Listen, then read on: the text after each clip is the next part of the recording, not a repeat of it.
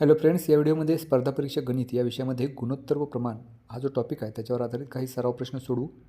हा जो टॉपिक आहे तो NMMS किंवा 8वी स्कॉलरशिप किंवा 7वी स्कॉलरशिप या सर्व स्पर्धा परीक्षांमधला गणित हा जो विषय आहे त्याच्यामधला हा महत्त्वाचा घटक आहे. तर त्याच्यावर आधारित काही उदाहरणं या व्हिडिओमध्ये आपण पाहू. सुरुवात करूया पहिल्या प्रश्नापासून. ठराविक तापमानाला बंदिस्त वायूचे आकारमान व त्याच्यावरील दाब यांच्यात व्यस्त चलन असते. 750 एकक दाबाच्या वायूचे आकारमान 1140 लिटर आहे. जर दाबात 10 एकक वाढ केली तर ते वायूच्या आकारमानात किती बदल होईल? आता इथे 4 पर्याय आपल्याला दिलेले आहेत. हे 4 ऑप्शन्स आहेत, त्यापैकी आपल्याला उत्तर शोधायचं आहे. आणि इथं 2 चल आहेत. एक म्हणजे वायूचं आकारमान आणि दुसरं म्हणजे त्याचा दाब. आता ह्यांच्यामध्ये चलन कोणतं आहे ते पहिल्यांदा आपल्याला ठरवावं लागेल. मग आपल्याला त्याचं उत्तर मिळवता येईल. मग आता हे चलन आपल्याला दिलेलं आहे, हे व्यस्त चलन आहे. म्हणजे एक कमी होत असताना दुसरं वाढतं. म्हणजे इथं 2 चल आहेत. एक आहे त्याचं आकारमान आणि दुसरं आहे दाब. तर इथे यांच्यामध्ये व्यस्त चलन आहे, म्हणजे एक आकारमान वाढत असताना दाब कमी होतोय. मग आता इथं आपल्याला असं दिले की पहिल्या ओळीला 750 ज्या वेळेला दाब होता त्यावेळेला आकारमान 1140 लिटर होतं. इथं आकारमानाच्या खाली आपण 1140 लिहूया, त्यावेळेला दाब होता 750. प्रश्न असा आहे की जर दाबात 10 एककनं वाढ केली, म्हणजे दाब सुरुवातीला 750 आहे ते 10 वाढवायचं म्हणजे 760 जर केली तर त्यावेळेला आकारमान किती असेल असा प्रश्न आहे. आता इथं व्यस्त चलन आहे. व्यस्त चलन असताना या दोन्हींचा गुणाकार समान असतो, हे नेहमी लक्षात ठेवायचं. मग आता या दोन्हीचा गुणाकार करूया. पहिल्या केसमध्ये आकारमान आहे 1140 गुणिले दाब आहे 750 आणि दुसऱ्यामध्ये आकारमान x असताना दाब 760. हे गुणाकार समान झाले कारण यांच्यामध्ये व्यस्त चलन आहे. जर समचलन असतं या प्रश्नामध्ये तर आपण ह्याचा भागाकार केला असता. आता व्यस्त चलन आहे त्यामुळे गुणाकार. आता इथं हे आपण सोडवू. आता हे याच्यानंतर 760 जर ह्या बाजूला घेतले तर इकडे छेदात जातील, म्हणजे 1140 गुणिले 750 छेद 760. या शून्याला शून्य निघून जाईल आणि इथं जर भाग घालून आपण 19 न भाग देईल, 19 चोक 76 आणि 19 गुणिले 6 114 आणि वर एक 0.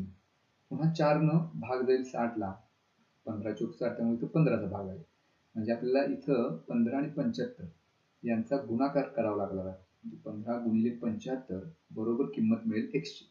आता यांचा जर गुणाकार केला तर तो येईल 1125. म्हणजे त्या वायूचं आकारमान 1125 होईल. आता प्रश्न असा विचारलाय की आकारमानात किती बदल होईल? सुरुवातीचं आकारमान होतं 1140, आता झालंय 1125, म्हणजे कमी झालेलं आहे. ते किती कमी झालंय तर 1140 याच्यातून 1125 जर वजनामध्ये घट झालेली आहे, ती घट झालेली 15.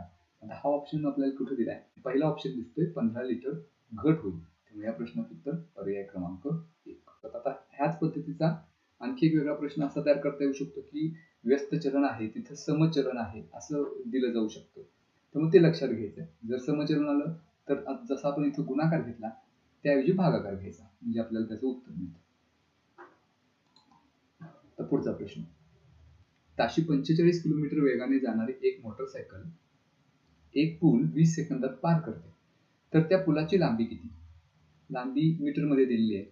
900 मीटर, 350 मीटर, 250 मीटर की 225 मीटर, यापैकी उत्तर आपल्याला शोधायचं आहे. मग ह्या ताशी 45 किलोमीटर हे जे दिले त्याचा वेग दिलेला आहे आणि किती सेकंदात ती मोटरसायकल पूल पार करते ते दिले, ते म्हणजे 20 सेकंद, तो म्हणजे दिलाय वेळ. म्हणजे इथं आपल्याकडे वेग आहे, वेळ आहे आणि लांबी विचारली याचा अर्थ अंतर विचारले. म्हणजे इथं आपल्याला या तिन्ही मधलं रिलेशन वापरता येईल, अंतर, वेग आणि वेळ मधलं. मग ते रिलेशन काय? तर अंतर बरोबर वेग गुणिले वेळ. मग इथं अंतर आपल्याला काढायचं आहे. वेग दिलाय 45 गुणिले वेळ. आता इथं वेळ 20 घेऊन चालणार नाही, कारण वेळ जी दिली ती सेकंदात दिलेली आहे आणि इथं जे वेग आपण घेतलाय 45, तो 45 किलोमीटर प्रति सेकंद नाही. तो जर प्रति सेकंद असता तर वेळ आपण सेकंदात घेतली असती. हा जो वेळ आपल्याला दिलाय तो ताशी दिलाय, म्हणजे एका तासाला 45 किलोमीटर. म्हणजे ही जी वेळ आहे ती वेळ आपल्याला कन्व्हर्ट करावं लागेल तासामध्ये. म्हणजे 20 सेकंद ही वेळ सेकंदात दिली त्याचं जर तासात कन्व्हर्जन आपल्याला करायचं असेल तर तास हे जे एकक आहे ते मोठं आहे.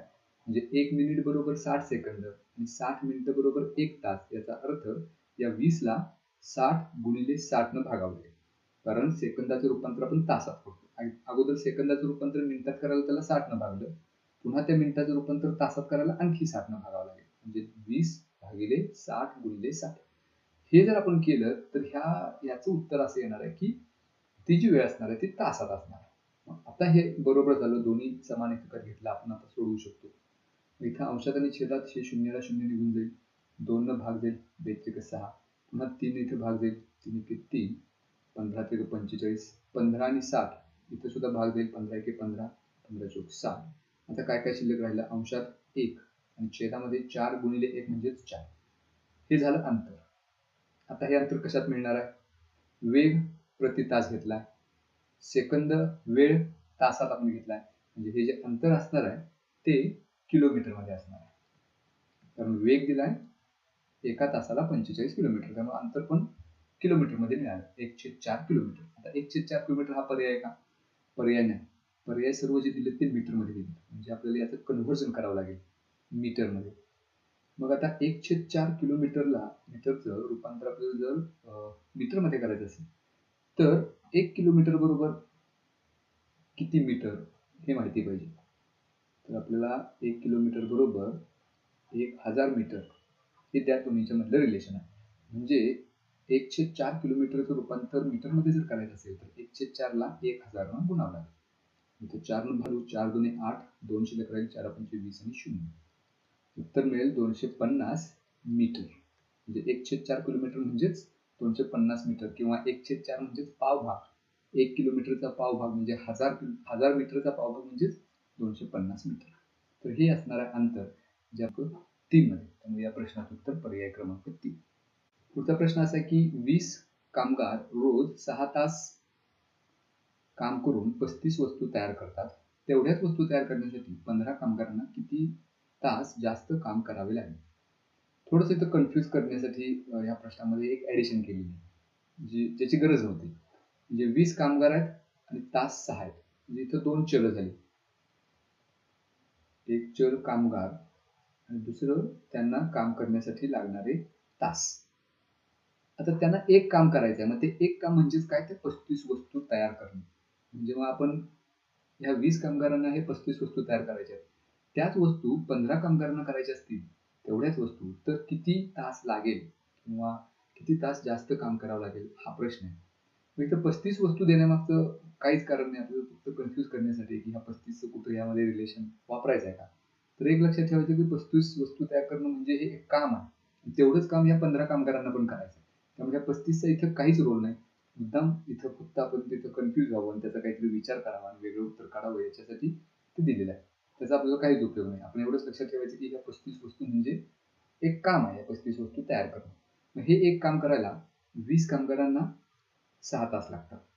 तर 15 कामगारांना किती तास जास्त काम करावं लागेल हे काढायचं असेल तर पहिल्यांदा 15 कामगारांना किती तास लागतील हे काढावं लागेल.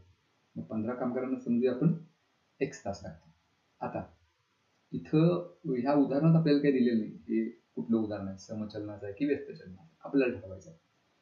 मग ते जर ठरवायचं असेल तर आपण सरळ विचार करायचा की कामगारांची संख्या कमी झाली म्हणजे त्यांना लागणारे जे तास आहेत ती वाढतील की कमी होतील? अगदी ऑब्व्हियस आहे की कामगारांची संख्या कमी झाली की ते काम करायला जितका वेळ लागणार आहे तो वाढणार आहे. म्हणजे एक चल कमी होताना दुसरं वाढतंय याचा अर्थ इथं चलन आहे व्यस्त चलन. हे एकदा फिक्स झालं आपलं चलन कुठलं आहे की मग पुढचं उत्तर सोपं आहे. आता ह्यांच्यामध्ये व्यस्त चलन जर असेल तर हे जे दोन चल आहेत यांचा गुणाकार समान असतो. मग पहिला गुणाकार आहे 20 आणि 6 चा म्हणजे 20 गुणिले 6 बरोबर. आणि दुसरा गुणाकार आहे 15 आणि x चा म्हणजेच 15 गुणिले x.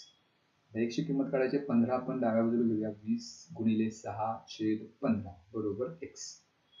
इथे भाग घालू. 3 दुणे 6 3 5 15. पुन्हा 5 भाग घालू. 5 1 5 5 20 म्हणजे 4 गुणिले 2 म्हणजेच 8 मिळेल बरोबर x. x बरोबर 8 याचा अर्थ काय की जर 15 कामगार असतील तर त्यांना 8 तास लागतील जे बरोबर असणार आहे कारण 20 कामगारांना 6 तास लागतात. 15 कामगार कमी केले, वेळ वाढणार आहे, 8 तास लागणार आहे. आणि पहिलाच पर्याय आपल्याला दिसतो 8 तास. आपण पटकन हे उत्तर घेऊन मोकळं होतो. पण प्रश्न नेमका काय विचारलाय पहा. 15 कामगारांना ते काम करण्यास किती तास लागतील असा प्रश्न नाही, तर किती तास जास्त काम करावं लागेल. म्हणजे कुणापेक्षा 20 कामगारांपेक्षा किती तास जास्त काम करावं लागेल असा प्रश्न. मग आता 20 कामगारांना 6 तास काम करावं लागतं आणि 15 कामगार असतील तर 8 तास काम करावं लागणार. मग किती तास जास्त काम केलं हे काढायला काय करायचं, तर 8 मधून 6 वजा करायचे. 8 वजा 6 बरोबर 2. तर उत्तर याचं असं आहे की त्या कामगारांना 2 तास जास्त काम करावं लागेल. त्यामुळे पर्याय क्रमांक 3 हे आपलं या प्रश्नाचं उत्तर. तर हे काही सराव प्रश्न आणखी एकदा आपण ह्या गुणोत्तर प्रमाण व चलन या टॉपिकवर पाहिले.